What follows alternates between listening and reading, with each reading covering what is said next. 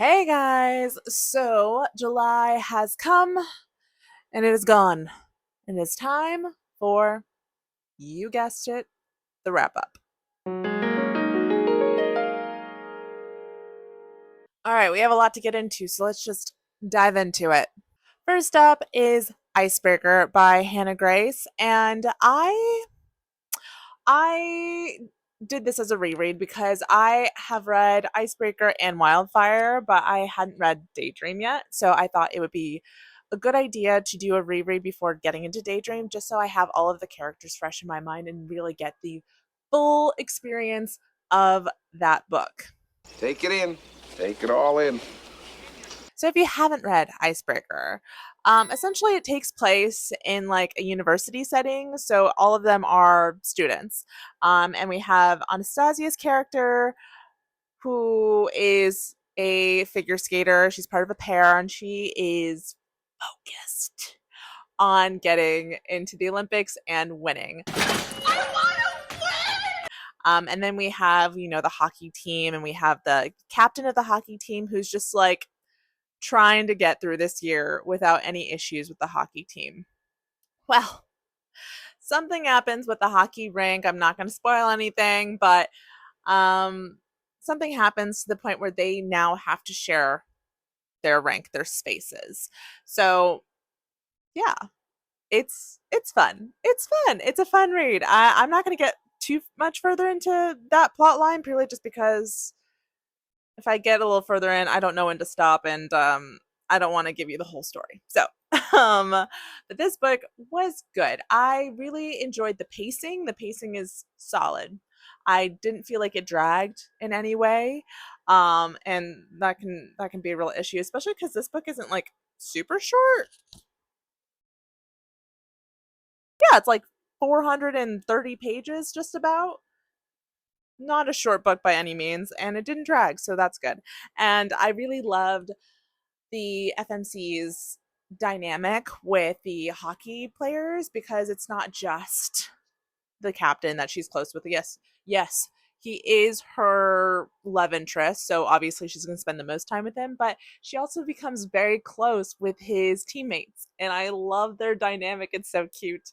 And then I also really loved the hockey aspect. I'm a sucker for a good hockey romance. So, yeah.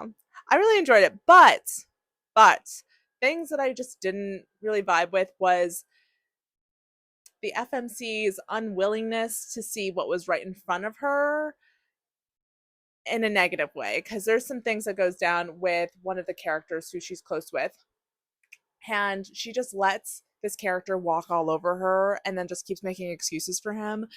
And like I get it because it could actually happen in real life, but I hate to see it. I hate to see it, and it annoys the crap out of me. It makes me want to just like shake them, and say, "What the heck are you thinking? Please stop! Like, figure something else out because they are not good for you." So yeah, I that's the only thing I didn't like. So nothing like detrimental to the book itself. But anyways, I gave this book 4 stars, and you know what? I could probably give it a little higher rating, to be honest. It was pretty good. Solid read. All right. Next up, naturally, we're just gonna dive into the sequel to that book, which is Wildfire. And Wildfire was honestly better. It was better.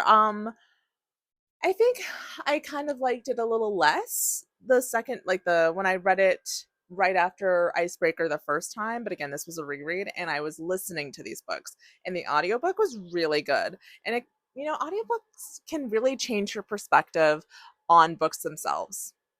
Like audiobooks can really make or break a book. Um, so yeah, I really enjoyed the audiobook so much so that you know what, let's just get into the plot. I'm getting ahead of myself. So this book follows one of the hockey players from the team, from Icebreaker, and this one takes place more over the summer, because this character Russ, he is kind of a shy guy, but it kind of starts off with like him getting ready for summer, and they're having a party at his house, and he meets this girl Aurora, and they hit it off. They hit it off. And, they do a little stuff, getting down and dirty, if you will. Everyone's making whoopee and hanky panky. And then they kind of leave it at that. And then they run into each other at the camp that they're both counselors at for the summer. And it just kind of goes off from there. And I loved it. It made me really actually want to be a counselor for a camp, which is funny because I am not really someone who loves children. I mean, I can babysit and I'm nice to children, but their company is not something I'm looking for.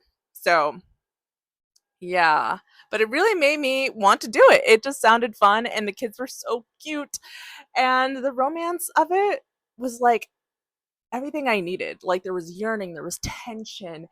It was great. And I really loved how Aurora just like pulled Russ, that's his name, Russ out of his shell. And I just enjoyed seeing Russ, take more initiative in, giving a piece of himself away because he had lots of walls. Fairly so. He has a lot of baggage with his own family. There's a lot of family trauma, which made him put up all of those walls. But I really love seeing him kind of break down and let Aurora in. Um, and the pacing, again, just as good as Icebreaker. I never felt bored. So I really love this book. I think the only thing I would say I didn't enjoy, let me think. 500 years later. I guess the only thing I wouldn't really like, I didn't really like was the miscommunication trope. But you know what? It was fine because I mean, it was rough in the beginning. It was. But Aurora as a character, she wouldn't really let Russ do that to her after like the first time. She was like, "Nah, nah. We're going to communicate. We're not doing this." And I really love that. So, yeah, not really a lot of things I disliked about this. So I gave this book 4.5 stars. It's really good. Read it. All right, so let's get into the reason for my reread in the first place, which is Daydream. Now, Daydream is about, of course, another hockey player from the team. It follows Henry, who is kind of like the playboy, kind of like he's the most lovable. Everyone loves him. Like all of the women flock to him. Everyone comes to him for advice. Like he is the most well-rounded man's in this hockey house. Okay. But really it's about Hallie, who is going through a horrible breakup with like her childhood best friend. And when they break up, she loses everyone. Like all of her friends are his friends. She planned all of her own life around him. So like she'd not take a job because she wanted to go to his games and all of this stuff, all of the things that she wanted to do for herself, she was planning around her best friend turned boyfriend. So when they break up, she's kind of lost. And who helps her find herself and figure things out? Henry. But you know what? Henry has many issues as well. So they kind of help each other in a way. And yeah, that's the premise of the book. And let me just say, I heard many reviews, like mixed reviews about this book. A lot of people didn't like this book. And for the most part, I could see where they were coming from.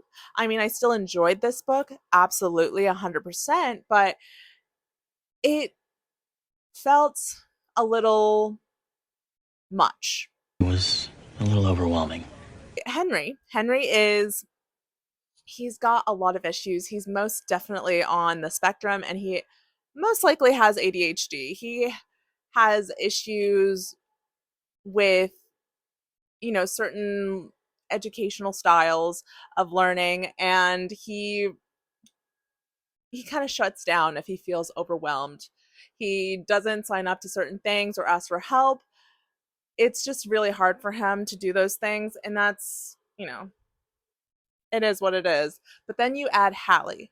Hallie is a people pleaser. She wants to do everything for everyone. She just wants to help. And I love that for her.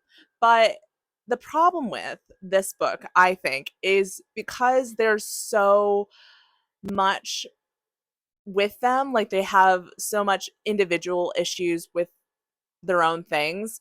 Like it was harder. It was harder to read because they kept dealing with the same things over and over again. I mean, like different circumstances, but she just kept pulling more things onto herself. And she's trying to write a book, right? She's an author. She's trying to write a book for this competition. But she keeps pushing it off to help other people. And when people are like, "Are you sure?" She's like, "Yeah, yeah, I can do it." And it's like, ma'am, calm down. Please just say no. Say no. And Henry, you know, like I completely understand his character. Like he just, he gets overwhelmed. He doesn't take criticism very well because he feels like he's failing. And he's doing all that he can, but at the same time, his own like brain won't help him out because he just can't do it. Like I said, he's probably on the spectrum. And so it's hard to see both characters like continue to try to do the things that they cannot do, or keep, like for Hallie, trying to please everyone and just not taking herself into account. It was really hard to keep reading. So yeah, I mean I enjoyed the book. I love the characters. I mean I love Henry, and Hallie is adorable, but it just felt really repetitive and honestly a little exhausting after a while. So I rated this book 3.75 stars because, again, I did enjoy the characters and I love the story. It was just not something I would pick up to leisurely read. I was just mentally exhausted. All right, now let's get into Beautiful Venom by Rena Kent. And this one I was excited to get into because I had just read Kiss the Villain in June. And this book, even though it's not a part of the Rainaverse, it is still because it follows the nephew of one of the MMCs in Kiss the Villain. And so this book is about this nephew who is kind of part of this organization, but also he is a hockey player. So we have a dark romance, hockey romance shebang. And so he's an hockey player in like this college team that's like really prestigious and everything. And then we have this girl who is trying to get into this dark society that he's like the head of because her sister is in a coma, and the reason she's like in a coma is because of this dark society. So she's trying to get into the society to figure out who is responsible for putting her sister into this hospital. And so that is the premise of the story.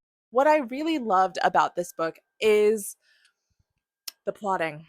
It was plotted out so well. Like there's a lot of like twists, and like the largest plot twist, like I was shocked. And like after it hits, you kind of go back and you know what they say, like hindsight words. Hindsight is 2020, and after you get this plot twist, you're like, "Oh, I can now connect all of the dots because there are dots that you just don't really think about until you get to this plot twist." So the plotting was chef's kiss. Delicious. And I truly love like a dark MMC who is just soft for his FMC. I love it. And this is definitely the book that has that. Kane, the MMC, he is a terror. He is,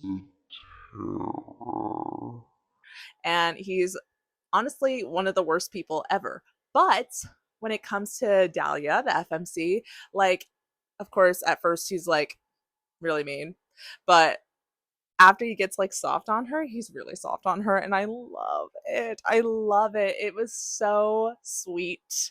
But now let's get into the cons. I really didn't have many cons, to be honest. I thoroughly enjoyed this book. However, I didn't love like the exposition. And what I mean by that is when there's just a lot of explaining and not a lot of showing what's happening. So they like take a seat and then they tell you everything that's going on instead of showing you and letting you learn by seeing instead. That's just exposition. And so I got a lot of that in the book as well. Like, there comes a point when finally things like he's getting soft on her and then like their relationship happens. But then we like cut 2 weeks in advance and it's like they're telling me what's happened in those 2 weeks to make it like to show that his changes, his differences from like the bastard he was before to now. And I'm like, I would have liked to see all of that. I wanted to see the gradual change and how sweet he was towards her, and I didn't want to just read about her telling me about it, you know? So that was kind of annoying.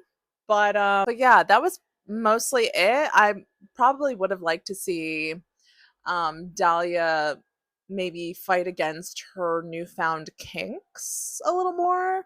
It was kind of just like the kinks happened, like they were thrust upon her, and she was like, "Oh, I didn't know I like this, but okay." Instead of like a, "Ooh, no, no, no, no, no, that's not cool. That's not cool. I don't like this, but I kind of do, but I don't." I would like to see more of that fight, and I didn't get to see it, but anyways, like I said, I really enjoyed this book. I haven't really read a lot of dark hockey romances before, so this one was fun. So because of all that, I gave this book 4.25 stars. Twas good. Twas good. This next book, or should I say books, weren't really my cup of tea. Not good. So the first book I'll talk about is The Antihero by Sarah Kate, and I'm just going to do a quick overview of the plot because there's a lot to go into. So there's two characters. The FMC is kind of like a manager of a sex club that she really loves, with her boyfriend who is the owner of the club.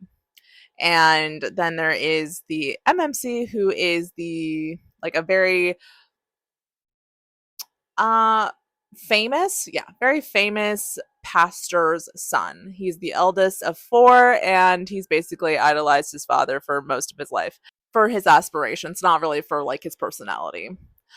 So he's always had this idea that he was going to take over for his father, but when his father basically is like, "No, I want you to take a step back from helping him out with the church," um, he kind of gets blindsided, and then learns that his dad is actually the member of this club that the FMC runs. And the FMC is upset because she didn't realize that the pastor also owns the club. Um, and it was recently sold, the deed to this club, as like collateral for a new manager. Her boyfriend didn't let her know um, that he would be doing that. And she has so many good ideas for this club. So that essentially ends their relationship. And it brings them to this point, both the MMC and the FMC, where they kind of just want to get back at his father and her boyfriend, well, ex-boyfriend. So they kind of do this fake dating plot so she can essentially ruin his reputation, and then by doing that would ruin his father's reputation.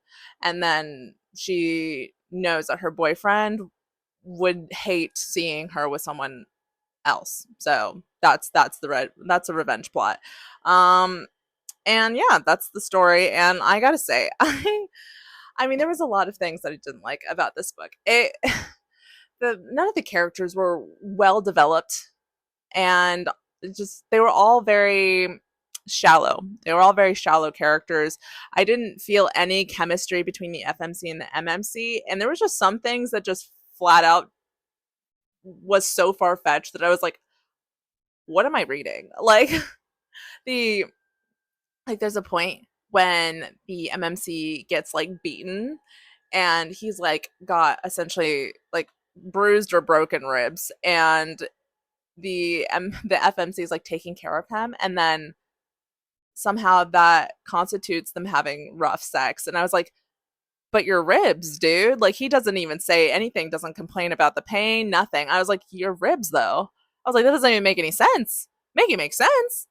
So yeah, I just really didn't like the characters because again, and I didn't feel like they liked each other at a certain point because the FMC, she's like covered in tattoos and piercings, and he sees like a photo of her without all of that, and he's like, yeah, she's prettier like that. Excusez-moi? Excusez-moi? And then she at a certain point, like further into the relationship, is like, yeah, I think I might like try to bargain with his dad about trying to get this club back and just breaking up with him if I can get the club. I was like, do you guys even like each other? It didn't make any sense to me. I didn't enjoy it. So I gave this book 2.5 stars. Next up, let's get into The Homewrecker.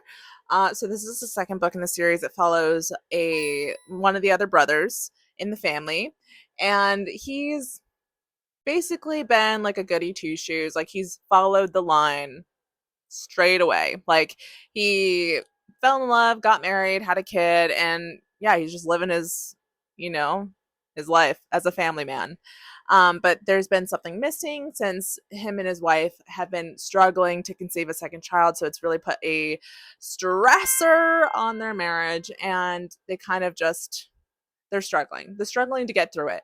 And then we bring in Dean. Dean is he is a sex worker at the club that the FMC from the first book runs. So he he needs a place to stay after something happens with his own home. And so this married couple is like, yeah, he can stay with us.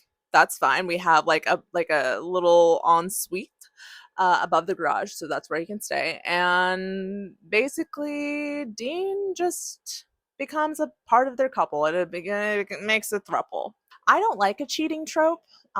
It's not something I enjoy reading, but I felt like maybe it was better because they all end up getting together. But no, I didn't like it. The When Dean comes in, and it's like immediate. Like the FMC, like I would like to see some yearning or like some tension build up, but it was almost immediate that the FMC cheats on her husband with this man. And then she gaslights the FMC. MMC. She gaslights the MMC. She's like, well, you never talk to me. I'm like, that is no reason to cheat. That is no reason to, even if you have poor communication, it is no reason to cheat. But she's like, you never talk to me. He always listens and all that. I was like, girl, what?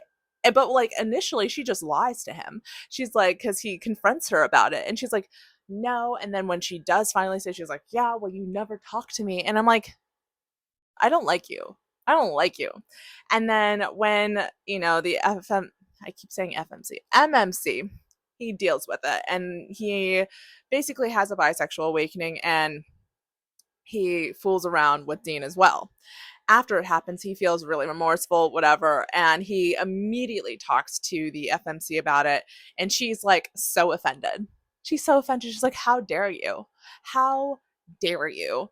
And then basically, yeah. And then, oh, it just, there's so much.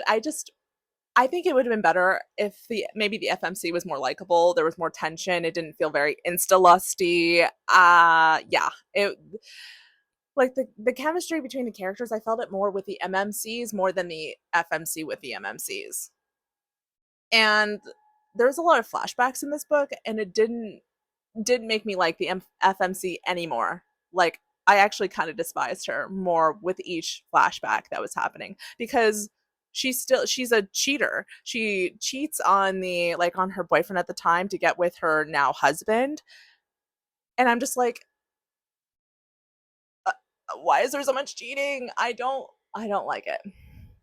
I mean, I enjoyed more the MMC aspect to this book than anything else, and that's why I gave this book 3.25 stars. And honestly, yeah, it was really long. It was way longer than the first book, and I I don't recommend. I don't recommend the series as a whole, but let's get into the third book.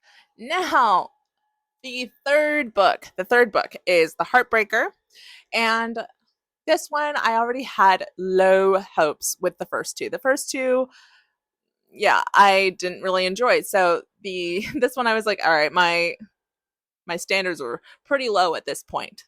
And yeah, that's where it should have remained because I got into this book and this book is about the third brother. There's a third brother. He's the twin of the MMC in the second book. And he's always been about like his career. He's very career minded. He wants this huge opportunity in England that he keeps applying for whatever, and he's like an English teacher and he wants to further his own experiences within the literature community. And then we have the FMC who up until this point thought was a responsible human being because she manages the sex club with the FMC from the first book and second book. Well, she's the FMC in the first book, but you see her again in the second book. So I assume this FMC was, I don't know, even a touch responsible because she was like paid to even get put onto this like managerial team. Um, but no, she's probably the most immature 25-year-old I've ever read in my entire life. Actually, the most immature character I've read ever. Like I really disliked her. And the whole premise is that she accidentally gets pregnant by this porn star. And I'm like, okay, interesting, because the porn star doesn't wear a condom. He doesn't. No contraceptive is used. And then she's surprised that she's pregnant. And I was like, how are you surprised? How? And then she ends up moving in with the brother. And I don't really understand their dynamic, to be honest. Like, it doesn't make any sense to me. They have like a Dom sub type of romance, but all of it doesn't. Like, she moved out of her like parents' house into this man's house, but she has support in her parents' house. I don't understand why she even moved out. And then she expects so much from this man that she doesn't really know. Like, they're acquaintances, but she doesn't really know him. And she's also his student. He's like her English professor as well. Like, there's like that forbidden aspect. All of that to say, I really didn't like this book, and because of I didn't like it, I didn't finish it. I DNF'd this book. I got like less than 100 pages away from the end, and I literally could not take it. The third act breakup is the straw that broke the camel's back. I was so livid with this FMC because I was like, I don't even understand. I don't understand your logic. It just was not enjoyable. And I hate books that make me hate FMCs. I hate it. I hate it. So yeah, I DNF this book. I don't even write it. I just DNF'd it. So there's one more book and it's called The Prodigal Son, and I don't know if I'll continue. I think I will maybe next month after taking a break from the series. It is the last book, so I might still do it, and it has way better reviews than any of these three books. So I have higher hopes for that one, so I might get into it. But man, I really didn't enjoy the series. Next up, I have probably one of my most anticipated reads, and that would be Caught Up by Nevessa Allen. And this book follows like the cousin, yeah, the cousin of the FMC from Lights Out, and he's kind of just like in this criminal family, and he wants to get out. He wants to not be a part of it anymore, and he's the eldest, and he handles the most things, but he just doesn't want to do it. And then there's this FMC who he has been in love with since he was like a kid, like a teenager, but certain circumstances have kept them apart, and now is his time. He's trying to get on the straight and narrow and trying to win her back. And it's cute. It is. Like, it's darker because there's like murder and stuff. And there's a lot of kinks. Lots of kinks because the FMC is a cam girl. So there's that. But overall, I enjoyed it. It was a good time. It's a good time. I thought maybe a few things weren't very necessary. Like there's some family dynamic drama on her end that I didn't feel really helped overall. Like it felt more like a tool than a plot point, you know? Like if this thing didn't exist, then we couldn't get from point A to point B. And it didn't feel organic. It felt forced, if that makes sense. And then I didn't feel like the separation between the two characters from like their childhood to their adulthood was very, it wasn't really well done enough for me to think that they needed to be apart for that long. Um just like the severity of the threats didn't feel very severe. So yeah, I mean I liked it. I liked it. It was a fun read. It was fast paced. So I was full, well actually I listened to this book. So I was listening to this and I finished it in like 24 hours. So there's that. It was good. It was good. Just not my favorite. Just my not my favorite. I enjoyed Lights Out a lot more, but I know there's going to be a third book in this series. It's because it's a trilogy, and I think it's going to follow the MMC from the first book. So Lights Out, his best friend. So I think that's where we're heading. It hasn't been announced yet, but I think that's where we're heading. But anyways, I gave this book 4 stars. 4 stars. Actually, let me double check. Yeah, 4 stars. It was good. It just wasn't great. It was fine. It was fine. I enjoyed it. Next up, let's go ahead and get into The Hookup Dilemma by Constant Gillum. And this book is about a girl and a guy on separate sides of a zoning war. He is taking over for his father while his father is recuperating, and they're trying to build in this cute little neighborhood that's been around for a while. And she is the granddaughter to one of the residents of the neighborhood, and they're concerned that if there is some new building that's going to raise the taxes, that will eventually push out all of the residents. So that is that. But they meet before all of this is coming out. They have a one night stand, and then again, they find out they're on different sides of a zoning war. And yeah,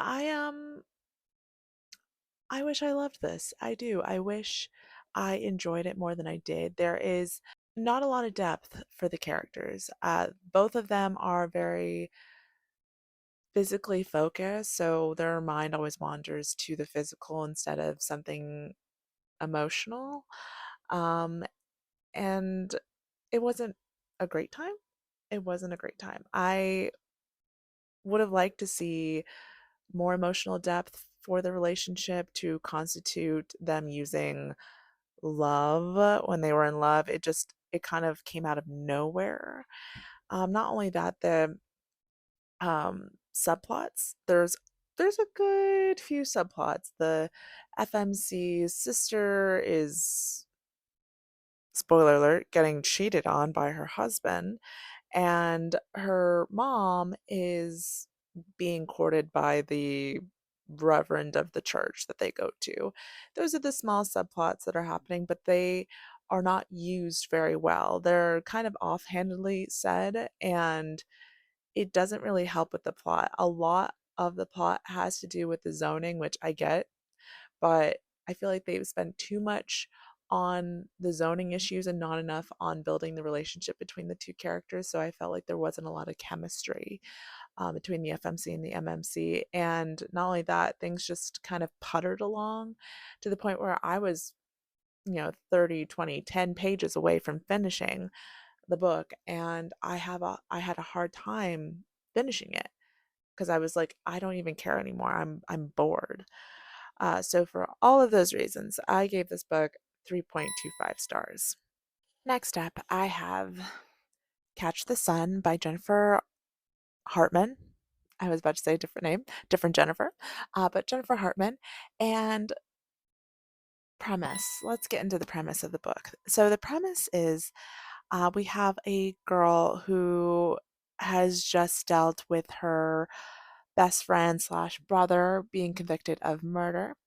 And so she goes back to this town that she spent about a year in when she was younger, where she was really close with one of the residents. And she's kind of ostracized for her brother's murder conviction. But this old best friend of hers that they had lost touch, they kind of rekindle that friendship, and she finds safety with him. And he finds safety with her because he's going through his own personal issues with his own father having alcoholic tendencies and a lot of misplaced time and hallucinations. So he's kind of dealing with that as well. So that's the premise of the book. And might I say, it was hard. It was a hard read, not because it was boring or not because it was um, not riveting. It was all of it was very riveting. I it was a page turner. Wow, words. It was a page turner, and I loved and hated this book. I loved it because I love the circumstances. I love that Jennifer Hartman can always write a unique book that always pulls at the heartstrings. But what I disliked, and this is a personal thing, I disliked about this book was the complexity of the situations that led to the downfall of some characters. I I hated feeling sympathy for certain characters, but at the same time I loved where the story took us. It was very complicated for myself to read. Did I cry? Absolutely. I always cry for Jennifer Hartman. I don't think there's maybe been one or two books, but for the most part, I'm usually shedding at least one tear when I'm reading her books.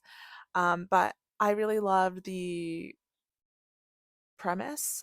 It was very interesting to read and for their relationship to unfold and all of the trauma that came with their own personal baggage and having to overcome those things to become closer. And even the things that happen later on in the book that kind of throw you for a loop and them having to overcome those things was it was a lot. At points it was exhausting, but not in a bad way. Just if you do read this book, it's you have to be ready to get into a roller coaster of emotion book. Oh, buckle up, it's gonna be a bumpy one. It's a lot, but I still love this book, and I gave this book 4.25 stars. Next up, I have The Cruel Prince and The Wicked King and The Queen of Nothing, and I'm going to talk about them collectively because the events take place one after the other, so it just makes sense. So the story follows this girl Jude who watches this man murder her parents in cold blood along with her two sisters. One of them is her twin and another one is like her half sister. And this man murders her parents because her mom was his wife. And yeah, he wasn't so happy about his wife just nixing it with another man. Cuts deep. But because he murders them, he takes all of his wife's kids with him, with him to the fairy world, and raises them as his own. So essentially, her adoptive father is the murderer of her actual father. So that was nice. So sweet. But anyway, so she's living in this fairy world, and fairies don't really like appreciate or really like humans. So it's just her trying to find her footing in this world to get some semblance of power because she always feels powerless. She is powerless to save her parents. She's powerless with her own life and what she wants to do. So she's trying to just grasp on to any semblance of power. And that's where things kind of just take off because so many things happen in this book. So many things. Well, in this whole series, not just the first book. A lot of things happen in the first book, and I was on edge. I was on edge for this entire series. The first book, I felt like there was a few events that were a little too far fetched for me, which kind of dragged down my scoring for this book. The second one, absolute perfection. Absolute perfection. I quite literally was on the edge of my seat for the entirety of the book. That's what I love about a good, fast paced fantasy read because, yes, there's going to be world building, which you'll see in any fantasy book, but I thought this world building was done quickly and efficiently. And I really enjoyed that. I really did. And then the characters, you feel very strongly. You feel very strongly about each individual character. And honestly, I'm with the FMC. For a time, I was like, okay, she's just money. She's power hungry. She's power hungry, and she doesn't care who she has to step on to get to a place of power. But at the same time, you grow to appreciate her, and you become just as paranoid as she is because she doesn't essentially treat strangers, just people like not in her family, very kindly in the beginning, for the most part, because they're all against her. And you really see that play out. And I loved the plotting of it all. I think it was done beautifully. Everything does come together, and things that I should have probably seen coming, I didn't because I was so involved with so many different aspects of this book. Because again, it's fast paced. There's so many moving parts. There's so many moving parts in this entire series. Um, the third book, I wish that the author Holly Black focused on her subplots because there was a lot of moving parts and we were wrapping things up, but a few things got left behind because there were so many moving parts. So I imagine she didn't mean to leave some things out or like to wrap up a couple of like smaller points, but there was so much going on that I can imagine it was a little hard to keep up. So that one, the third one was good. Wasn't as great as the second one, but it was good. I still got the closure that I needed, and was very excited to jump into the spin-off books, the duology. So for the Cruel Prince, I rated this 4.5 stars. For the Wicked King, absolute perfection. I rated it 5 stars, 100%. And for the Queen of Nothing, I rated that 4.5 stars. It was great. I can see why this trilogy is so hyped up. It was definitely worth the hype. All right, so next up, let's talk about the continuation of the Cruel Prince series. It's like a spin-off, and that would be the Stolen Heir and the Prisoner's Throne. And I mean, it was good. I Both of them were good. The first one had me in a chokehold. It was thrilling. The plot was plotting. Although there were a lot of new characters and just a lot of lore that made it a little hard to follow at times, but that could just be because I was listening to the book and not actually physically reading it, so I couldn't like go back to like maybe get some clarity. But it was like a lot of new information, which is fine. I still enjoyed myself. The pacing was fantastic, as per usual for the previous Holly Black books that I've read. And yeah, it was just relatively good. I felt even deeper in love with Oak, although this book did make me a little paranoid because I had seen him grow up as a child in the Cruel Prince series, and he's a full fledged adult now in this series. And it was kind of hard to trust him at points. I was getting a little paranoid. I was like, do I know this man? Do I trust him? Because we're in the FMC's point of view. So Seren, we're in her point of view, and it was kind of hard because she's really paranoid. She doesn't really know if she can trust him, even though he's been nothing but kind to her. I mean, granted, he does keep a lot of secrets, which makes it difficult. But yeah, it was good though. So I guess I should probably tell you about the plot, even though I already gave you kind of my review. But the book follows Oak, and he was a child in the previous books in the Cruel Prince series, and he's a full-fledged adult now. So we're following him and Seren, who is the daughter of basically the rulers of the kingdom of Teeth, something in Teeth. I'm so sorry, I can't remember, but she was never really treated well as a child. She was kind of taken from her mortal home into this kingdom that she didn't really want to be a part of. And so she's just been on her own since the dismantling of that kingdom and just watching over her mortal family because she's just like a little scared to get back into that dynamic with that family. But Oak needs her to talk with her bio mom essentially, and she has power over her bio mom. Her bio mom has to like listen to everything that she wants her to do because of the ending of the Cruel Prince series. Not going to spoil it, but yeah, so he's like, you'll be able to talk to her. She's like, okay, fine, I'm going. And so they go on this journey to see her, her bio mom in this kingdom, where they're also holding Oak's dad. And yeah, that's that. But this book was good. I gave it 4.75 stars. And then the Prisoner's Throne, which is the second book in this duology, um, left much to be desired. I mean, I still enjoyed it. I love the pacing. I love that we got a lot of closure with the characters.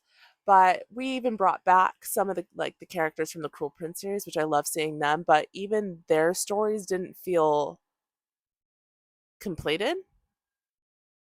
There was still like a lot of open endings for them, which was kind of irritating. Like if you're going to bring back characters and like start a whole new like kind of vibe, like story for them, then complete it. Complete it because I already felt satisfied with the Cruel Prince series. I thought it was pretty good and well done, and I got a lot of closure from that. So to reopen those wounds, yeah, it was something. But I did love the book. It was just we were being told from Oak's perspective in this book, in the second book, while in the first book it was all Surin's um perspective, but I think it would have been better told in Suren's perspective the second book because I already loved Oak, and Oak just furthered my love for him in his perspective, but it made me resent Suren wholeheartedly in this entire book. Like I thought her choice in the ending of the first book was very hypocritical, and it just left a bad taste in my mouth. And then to continue on with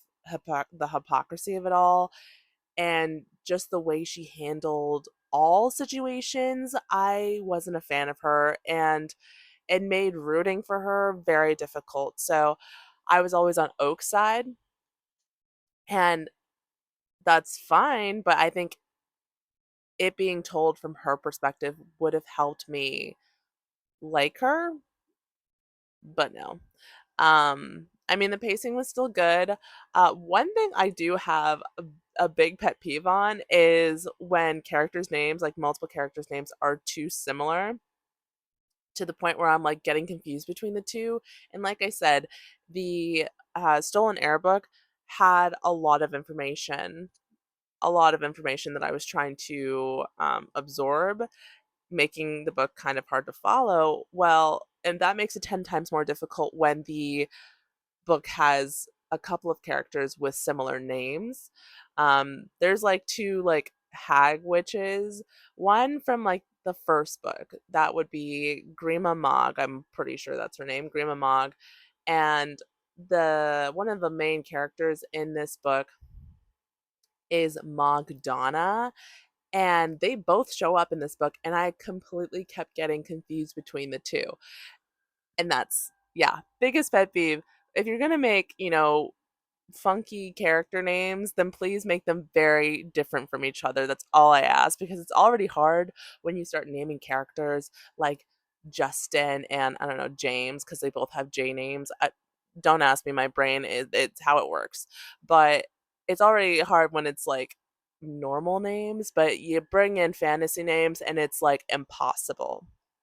So that was one of the things I disliked about the series in general, not just the second book. But I, yeah, I had a hard time because of the lack of closure and the lack of me liking the FMC. Yeah, I think the story could have been done better. Like, yeah, it was good, but it could have been great. But I gave this book 4 stars. 4 stars. Next up, let's get into a book that I had high hopes for. And that book was Jane and Dan at the End of the World by Colleen Oakley. And it was okay. It's about Jane and Dan. Go figure. Never would have guessed. They're a married couple that are on the ropes. Jane is tired. She's done with the relationship. She finds out that Dan is cheating on her, and she just wants a divorce. She just wants a divorce. She's lost herself in their relationship and her family, so she just needs to be done. And so they go on their 19th.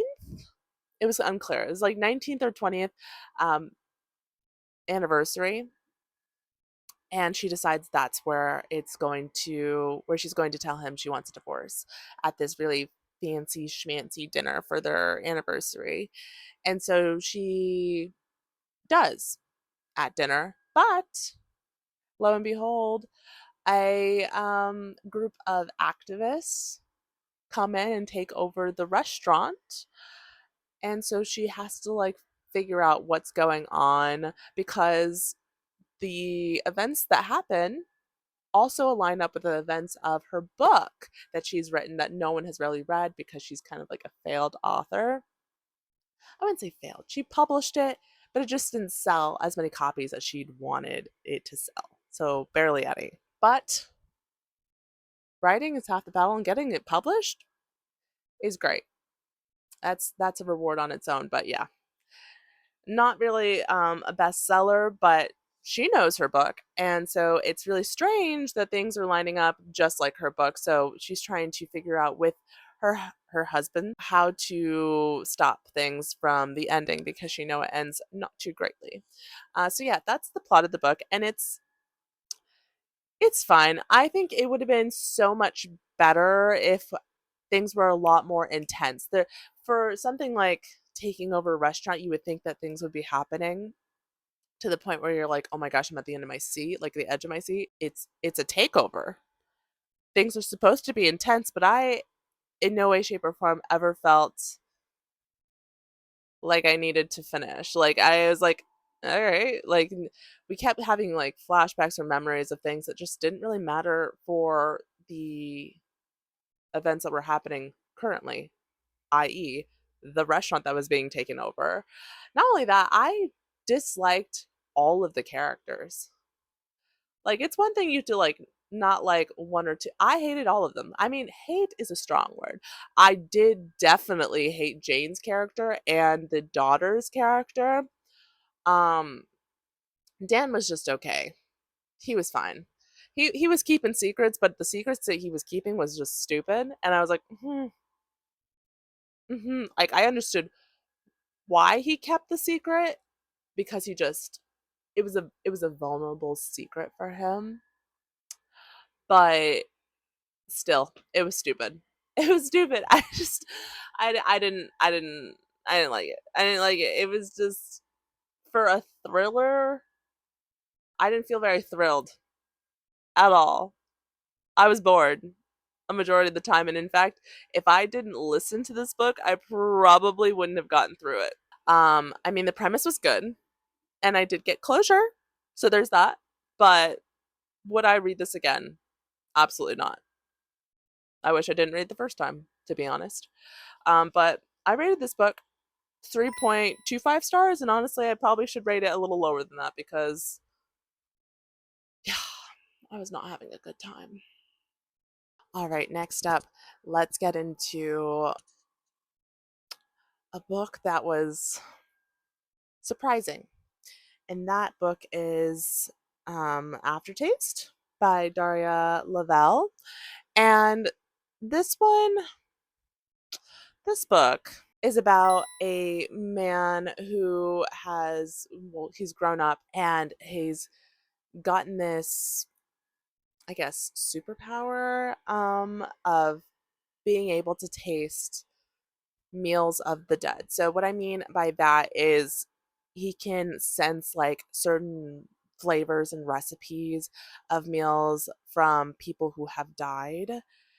And yeah, it starts when he's young. He starts tasting the flavors of, I believe it's called pachanka. Um, and it was like one of his dad's favorite meals before he passed.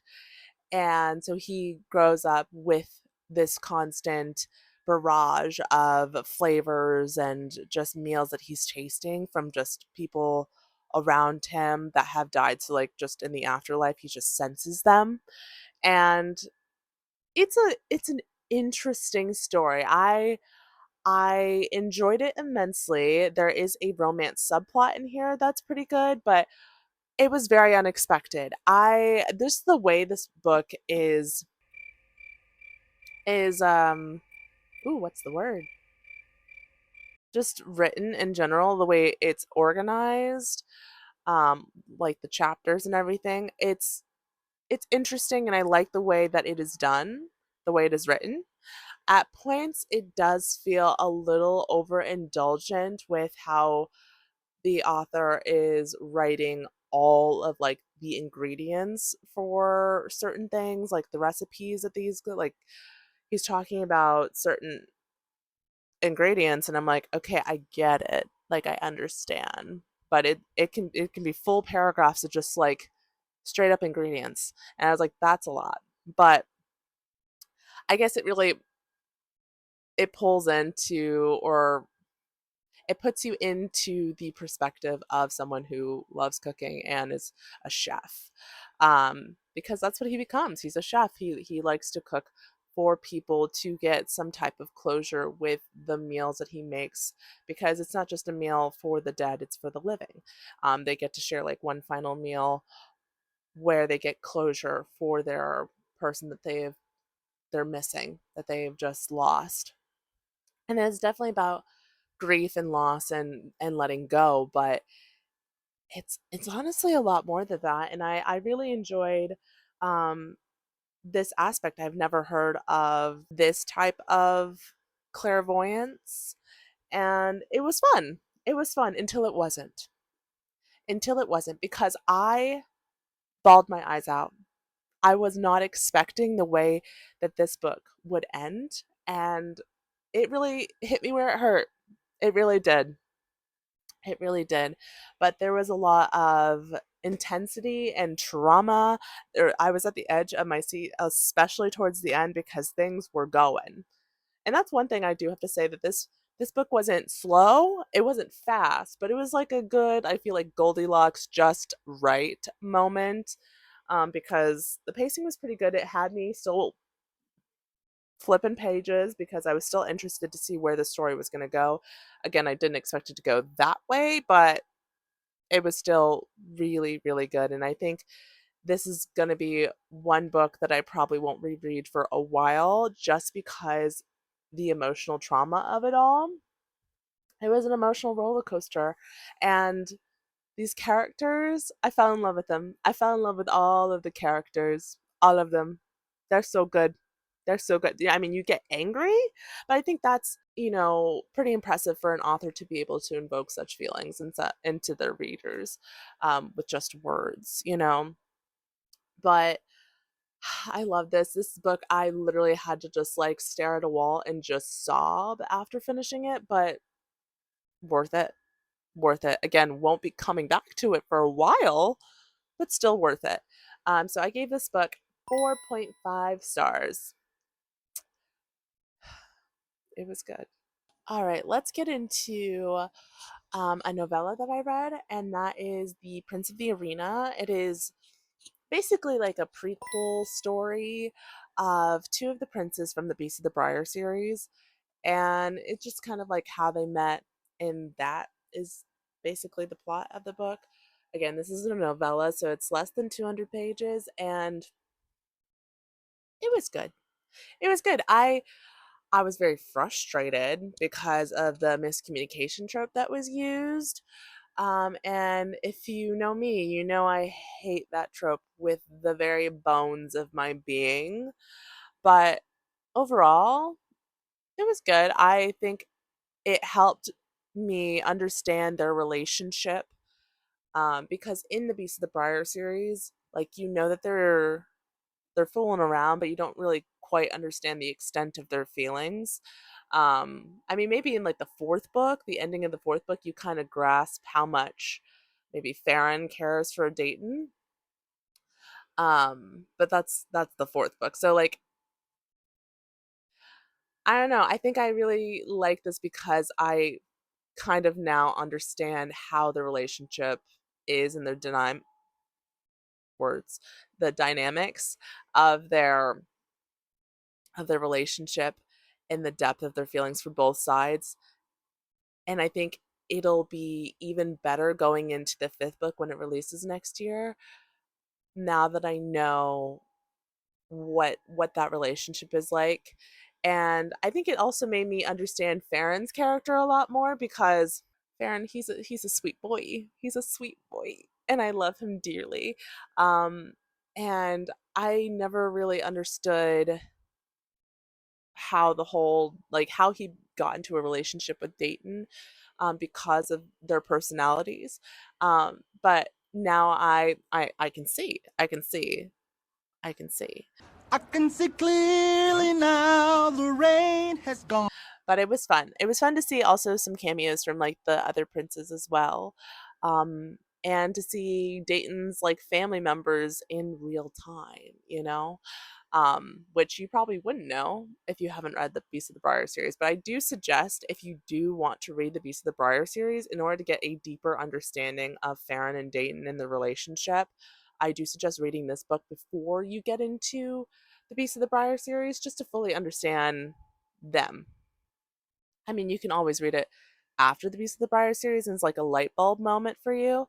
Um, but I kind of wish this book was out when I first started the Beast of the Briar series, but I enjoyed it. I enjoyed it nonetheless. I gave this novella 4.5 stars. Again, that miscommunication trope really made me viscerally angry. All right, guys, next up I have The Nanny by Lana Ferguson. And I really wanted to love this one because I read her other book, The Fake Mate, and I really adored that one. But this one kind of fell short for me. It was just okay, in my opinion. But the premise of the book is this girl who used to do like OnlyFans, fell for a guy she didn't know, and shut down her OnlyFans because when they were supposed to meet, he basically stood her up. And so we're like a year or so later, a little bit over, maybe a little bit, almost a year. Yeah, almost a year.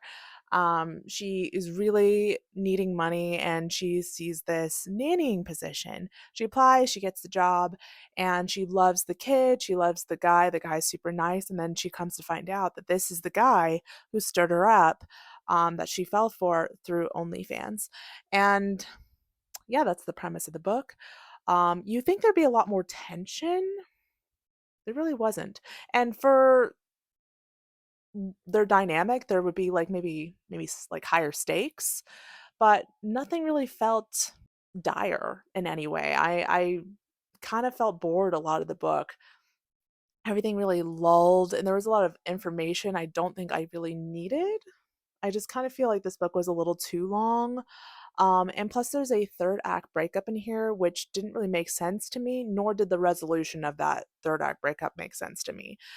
So, for all of those reasons, I gave this book 3.5 stars. I mean, it was fine. I enjoyed it, but it wasn't it wasn't great. It was fine, not great, not even good. It was just fine. Take that with what you will. Lastly, I have Kingdom of the Fear by Carrie Maniscalco, and I started the series in June, and I really wasn't enjoying it, but I had put a hold on this book on the Libby app, and it was finally available, so I was like, might as well finish it up. Looks like I made a mistake. Listen, if I got nearly as much information, like even like a third of the information that I got from this book in either of the first two books, I would have probably enjoyed myself a lot more. But this book was very overloaded with information. And in fact, I think she was trying to set up her other books for the other princes books, like because we got a lot of backstory on the princes, and I was like, that doesn't pertain to what's going on right now. So it was just like a lot of setup. And I mean, yes, there was a conclusion. We did get answers for the questions that were asked, I guess, in the beginning of the books, but at this point, I didn't really care. The first two kind of put a bad taste in my mouth, and this one just really suffered because of it. I think it would have been much better if I actually cared about these characters. But the first two books really didn't help me out. They made me hate the characters. I wasn't rooting for anyone. And so by this point, I'm like, I don't even care. So I'm sure if you enjoyed the first two books, then you're going to enjoy this one because it is very fast paced. There is a lot, and I do mean a lot happening in this book, which generally I love, but maybe this was too much. Too much was going on. So I gave this book 3 stars, and yeah, I'm really hoping her spin-off series that is marketed towards the adult romance is much better, because I think I said that with the first two books and even in this one. This is supposed to be a YA romantasy, but there's so much spice in here. It honestly made me a little uncomfortable knowing this is a YA. So yeah, 3 stars. Take that with what you will. If you love the first two books, again, you'll probably enjoy this one, but this trilogy just wasn't for me. All right, guys, so that is all. I think we should get into the stats. Let's get into the stats. So, total, I read 11 audiobooks, 2 physical books, and 6 Kindle books, bringing me to a total amount read as 19. And we're not counting that one DNF book that I had, which, yeah, that one was just rough. That was just rough. All right, guys, so that is it. Um, Out of all of those books that I read, I'd say that The Wicked King by Holly Black, the second book in the Cruel Prince series, was my absolute favorite for the month. Not only because it was my only 5-star read, but it was actually just so freaking good. So good. I wish there were more books like that for my month of July, so that there would be some type of competition for me to figure out what my favorite one would be, but unfortunately, it didn't work out that way. So, but anyways, for the month of August, my most anticipated read is Accomplice to the Villain by Hannah Nicole Mayer, and that's because I really love Assistant to the Villain, and her second one was called Apprentice to the Villain, which I enjoyed, not as much as the first one, but I still loved it. So I'm really hoping the third one lives up to at least the second book's standards. But I'm so excited. It's probably my most anticipated read of the year. I love that series so much. But anyways, that is all, guys. Let me know what your favorite book of your reading month was in the comments, and let me know what you're most anticipating for the month of August. But until next time, guys, read on, my bookish friends.